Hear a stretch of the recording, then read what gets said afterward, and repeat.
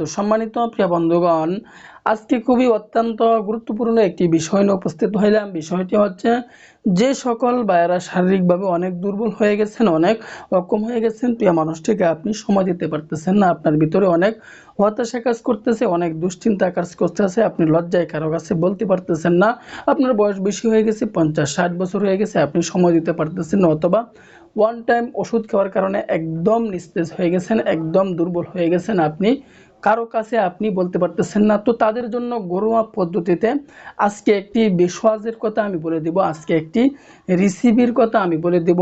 এই বেশওয়াজটি আপনি নিজেই গড়ে তৈরি করতে পারবেন। একটি গাছের শিকড়ের রস যদি আপনারা এই নিয়মে সেবন করতে পারেন, তাহলে ইনশাআল্লাহ আপনার উপকার হবে এবং অন্য মানুষকেও এটি আপনি ব্যবহার করার জন্য উৎসাহিত করবেন। খুবই অত্যন্ত গুরুত্বপূর্ণ, ধৈর্য সহকারে আপনারা দেখতে থাকুন।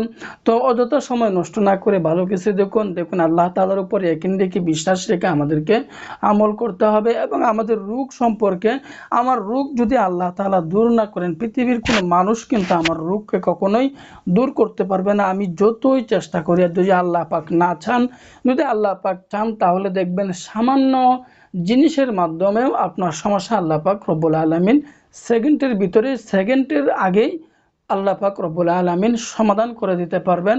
তো এই জন্য আমাদের কাজ হচ্ছে আল্লাহ তাআলার উপর ইয়াকিন রেখে, বিশ্বাস রেখে আমাদেরকে আমল করা। যেহেতু আমি এক সমস্যায় পড়ে গেছি, তো আমাদের কাজ হচ্ছে ধৈর্য ধারণ করা এবং পরিশ্রম করা, এর পাশাপাশি আমাদেরকে কষ্ট করা। যদি এই কাজগুলো করে যেতে পারি, তাহলে এক সময় ইনশাআল্লাহ অবশ্যই আল্লাহ তাআলা আমাদেরকে যত বড়ই আপনি সমস্যার সমাধান হয়ে সম্মুখীন হন না কেন, আল্লাহ পাক রব্বুল আলামিন একদিন না একদিন সমাধান অবশ্যই আল্লাহ তাআলা দিবেন।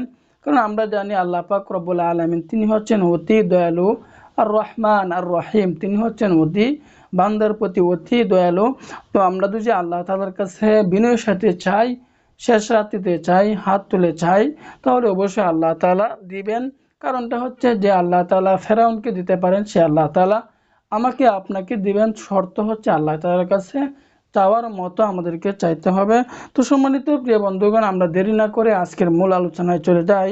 তো আজকের বেশওয়াজটি আমরা তৈরি করব কিভাবে? তো আজকের বেশওয়াজটি তৈরি করতে হলে আমাদেরকে রসবুরি গাছের শিকড় নিতে হবে, দ্বিতীয় নম্বরে নিতে হবে আমাদেরকে মধু, তৃতীয় নম্বরে নিতে হবে আমাদেরকে কালো জিরা।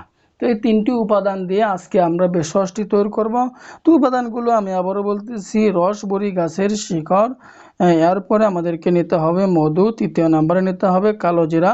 তো এই তিনটি উপাদান দিয়ে আজকে আমরা এই বেশওয়াজটি তৈরি করব। এখন বলতে পারেন, এই উপাদানগুলো আমরা পাবো কোথায়? রসবুরি গাছের শিকড়, এটা দেখবেন রাস্তাঘাটে হয়ে থাকে। রসবুরি গাছটি দেখবেন, এই রসবুরি গাছটি কিভাবে চিনবেন? তো এই রসবুরি গাছটা রাস্তার আশেপাশে অথবা যে ক্ষেত খামারে, বন জঙ্গলে এই রসবুরি গাছটা হয়ে থাকে। তো এই গাছটার একটা বৈশিষ্ট্য হচ্ছে, দেখুন আল্লাহ, গাছটি চিনবেন কিভাবে? এই গাছটির একটা বৈশিষ্ট্য হচ্ছে, তো এই গাছের যে ফলটা হয়, যে বীজটা হয়, এটা ফুটকার মতো হয়, উপরে ফুটকা থাকে, ভিতরে বীজটা থাকে। হ্যাঁ, দেখবেন এই গাছের বৈশিষ্ট্য। আমি আবারও বলতেছি, যে এই গাছের যে ফলটা হয়, এটা ফটকার মতো হবে, ভিতরে আরেকটা বীজ থাকে, এটাকে বলা হয় রসবুরি গাছ। তো এই গাছের শিকড় আমাদেরকে নিতে হবে। কতটুকু পরিমাণে রস আমরা নিব? 1 চা চামচ পরিমাণে রস আমরা নিয়ে নিব। নেওয়ার পরে ছোট্ট একটা পাত্রের মধ্যে রেখে দিব এই রসবুরি গাছের শিকড়ের 1 চা চামচ। এরপরে আমাদেরকে নিতে হবে মধু, আমাদেরকে খাঁটি মধু নিতে হবে 1 চা চামচ পরিমাণে। এখন বলতে পারেন, খাঁটি মধু আমাদের পক্ষে সংগ্রহ করা সম্ভব না। যদি আপনাদের পক্ষে সম্ভব না হয়, আমাদের সাথে যোগাযোগ করবেন, কন্ট্যাক্ট করবেন, খাঁটি মধুর ব্যবস্থা আমরা করে দেব ইনশাআল্লাহ। কোনো টেনশন করতে হবে না, আমাদের সাথে যোগাযোগ করবেন জাস্ট। এরপরে আমাদেরকে নিতে হবে কালো জিরা। তো কালো জিরা আমরা কি পরিমাণে নিব? কালো জিরা আমরা 1 চা চামচ পরিমাণে কালো জিরা আমরা নিয়ে নিব।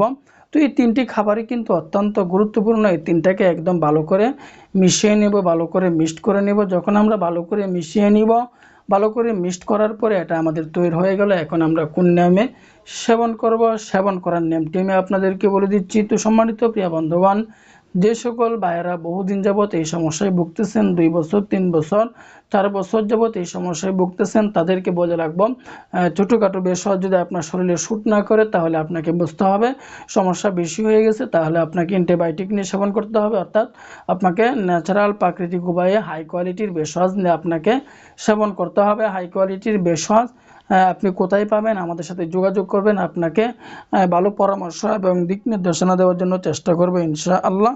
তো খাবারের নিয়মটি হচ্ছে আমি প্রতিদিন 10 থেকে 15 মিনিট আগে আমরা এটি সেবন করে ফেলবো। প্রতিদিন রাতের বেলায় 10 থেকে 15 মিনিট আগে আমি সেবন করব। এরপরে কুসুম গরম 1 গ্লাস পরিমাণে পানি সেবন করে ফেলব। তো এভাবে যদি আমি 15 থেকে 20 দিন 15 থেকে 20 মিনিট আগে আমি সেবন করব, এভাবে আমি 20 থেকে 30 দিন পর্যন্ত যদি এটি সেবন করতে পারি, খাইতে পারি, তাহলে দেখবেন ইনশাআল্লাহ আপনার ভিতরে অনেক পরিবর্তন চলে আসতেছে।